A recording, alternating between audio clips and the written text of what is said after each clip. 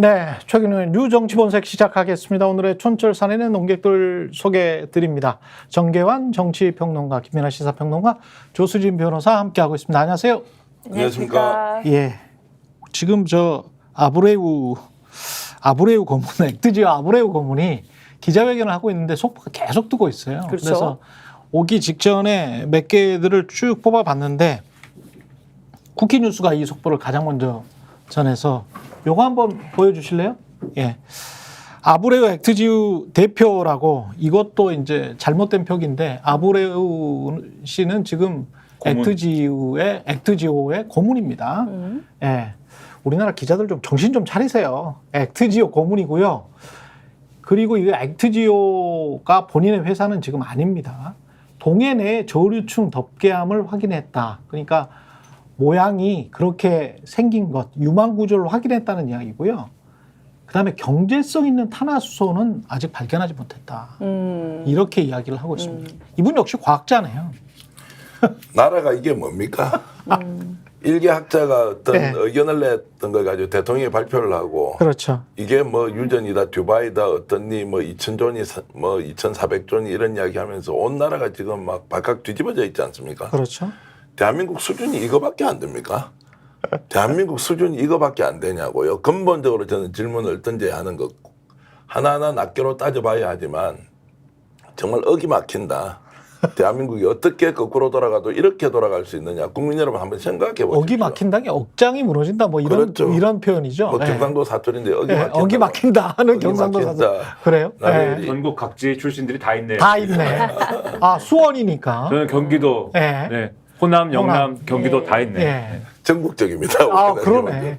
예. 전국 방송이네. 수도권과 예. 영원함을 아우르는. 아니 그래서 이 사람을 불러가지고 석유공사가 다시 너가 해명해보라고.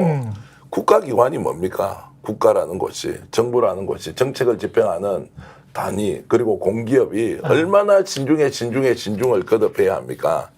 사고 쳐놓고 안 되니까 이 사람 불러서 너가 해명해.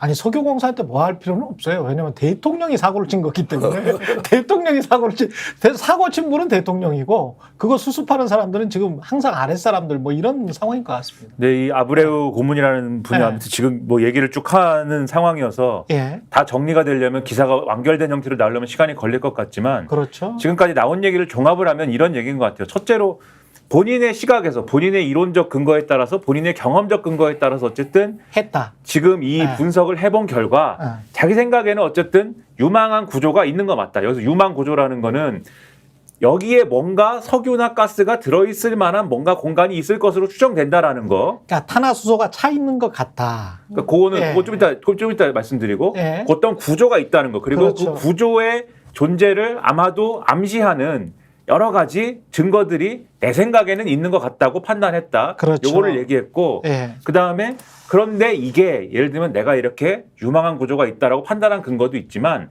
리스크도 있는데 그 리스크라는 게 실제로 경제성을 증명할 수 있는 탄화수소의 존재는 찾지 못했다. 그러니까 이 탄화수소라는 게 이게 일종의 이제 그 자원이라는 게 석유라든가 가스라든가 이런 것들이 과거에 아주 먼 옛날에 어떤 생물이라든가 유기물이 압착되고 고온 이렇게 뭐 되면서 탄소가 쌓인 거예요. 그렇죠. 그 밑에. 그래가지고 그거를 대립분 같은 게 딱 덮어버린 거야. 그렇죠. 예. 그래서 만약에 그런 게 나왔으면 예. 그것과 관련된 탄화수소나 이런 것들이 나왔으면 그런 증거일 텐데 그거를 못 찾았기 때문에 그렇습니다. 그건 리스크고 예. 그다음에 성공 확률 20%에 대해서 성공 확률이 20%라는 거는 다른 데 개발할 때와 비교해 볼 때는 양호한 수준이기는 한데 그렇죠. 그러나 또 20%라는 숫자는 뒤집어 얘기하면은 80%의 실패 확률도 있다는 얘기이기 때문에 이런 것도 고려해서 봐야 된다. 요걸 얘기했고 그다음에 그러니까 과학자로서 당연한 이야기를 그냥 한 거야. 그렇죠. 예. 그다음에 요 분석과 관련돼서는 요 정도 얘기하고 그다음에 여러 가지 추가적인 의혹들이 있지 않습니까? 네. 첫째로 호주의 예를 들면 우드사이드라는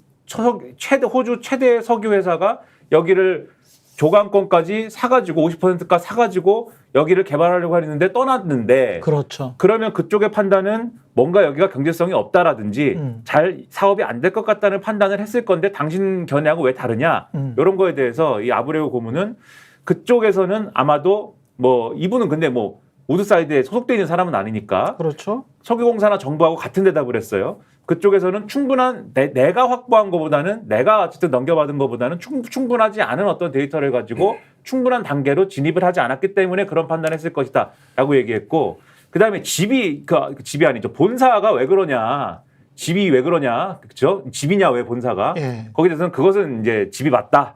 내 집이 맞다. 뭐 이렇게 답을 했습니다. 액트지오 직원들은 모두 재택근무를 한다. 전 세계에 있다고 했습니다. 전 세계에 있다. 뭐 이런 이야기를 하니까 우리 또 이제 이 함께 일하는 스픽스의 직원들은 다 좋겠다.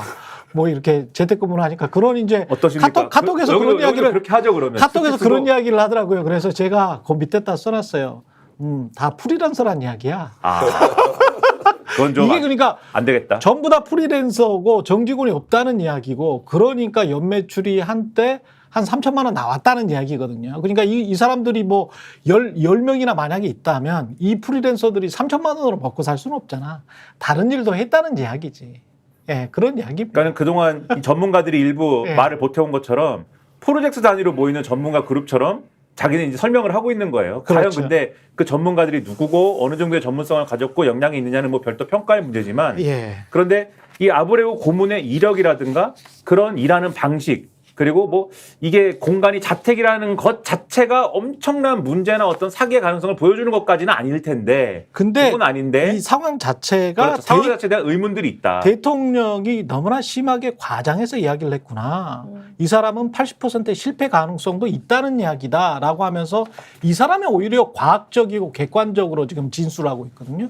근데 대통령이 띄우고 뭐 야 북치고 장구치고 꽹가리 부르고 우리 막 나팔까지 불어서 우리 이제 부자 됐어요. 2천조 원이에요. 이렇게 이야기를 했는데 이 사람은 지금 30억 배럴에서 35억 배럴에서 140억 배럴 사이. 30억에서 140억 배럴로 추정을 했어요.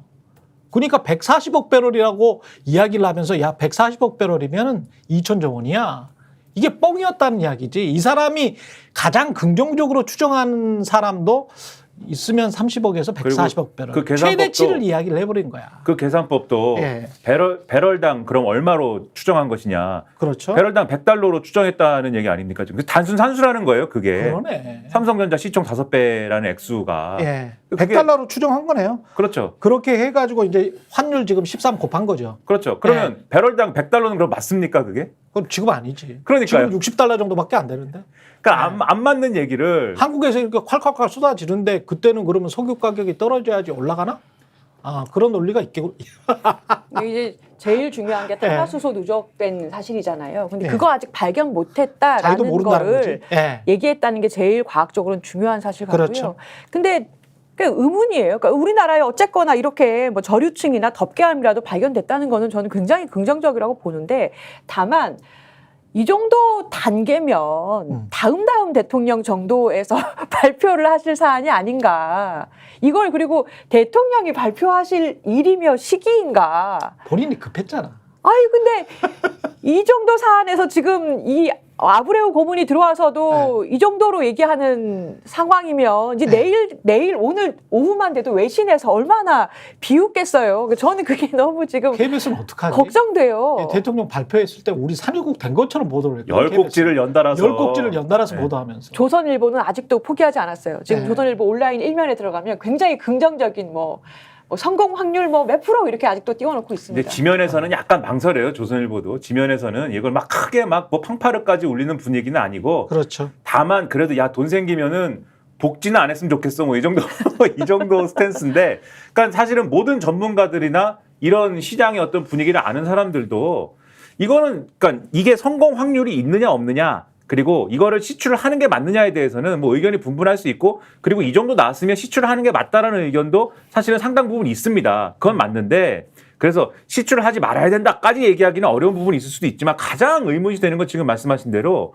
왜 대통령이 이거를 이렇게 샴페인을 막 터트리면서 공개를 하고 이것을 왜 오히려 그렇게 함으로써 국민들 입장에서는 그냥 보도자료가 나오고 언론 보도가 됐으면은 아, 뭐 앞으로 좀 기대를 해볼 만 하겠네. 요 정도로 우리가 평이하게 인식하고 넘어갔을 문제를 이게 정말이야? 이게 좀 의심스러운데 이게 사실이야 라면서 왜 이렇게 국론 분열적인 어떤 상황으로 대통령이 직접 이 상황을 만들었느냐. 그게 이제 궁금하고 의심스러운 거죠. 스픽스는 말하는 언론입니다. 대세는 유튜브, 그중에서 스픽스. 좋아요, 댓글, 구독, 알림 설정. 여러분이 저희를 사랑해 주시고 우리가 여러분을 사랑하는 4가지 방법입니다.